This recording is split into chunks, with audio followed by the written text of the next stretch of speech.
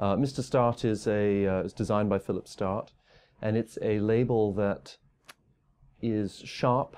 It's a mix. It's inspired by architecture, or the modern architecture, and has a little bit of rock and roll in it.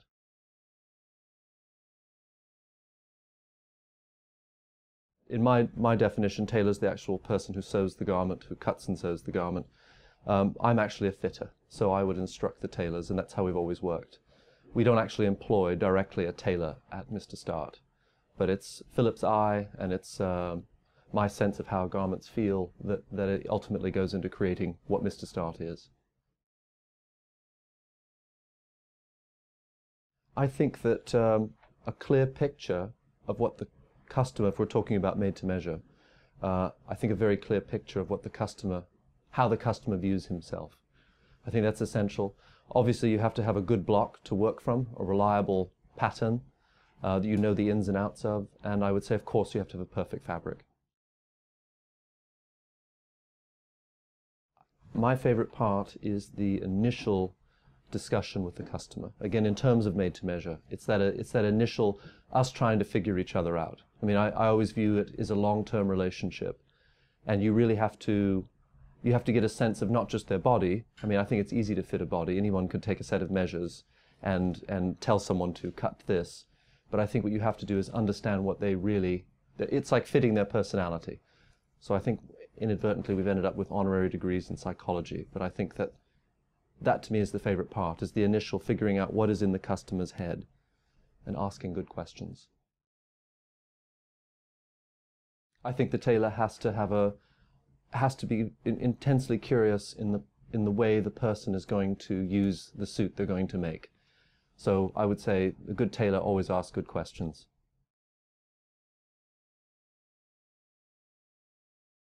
I think Ryan Gosling's sensibility in dressing.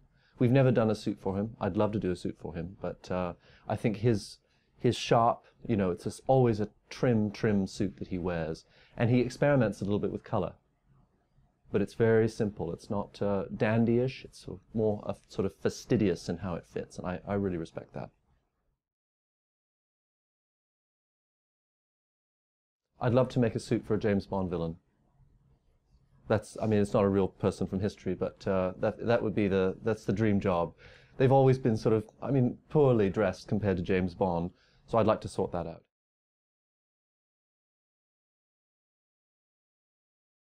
I don't think you cannot reference the past. I mean, tailoring moves in cycles. I mean, slim lapels were a thing of the 60s, and things just sort of swing back and forth. And I don't think you can make a good decision about what you're going to do with your suit unless you have a sense of where it's come from and why. So yes, I think it's very important to know the past.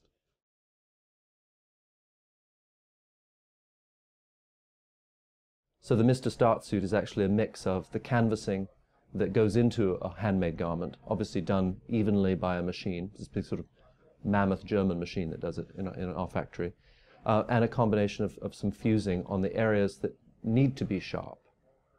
The forepart of the suit, for instance, you don't want any liveliness there.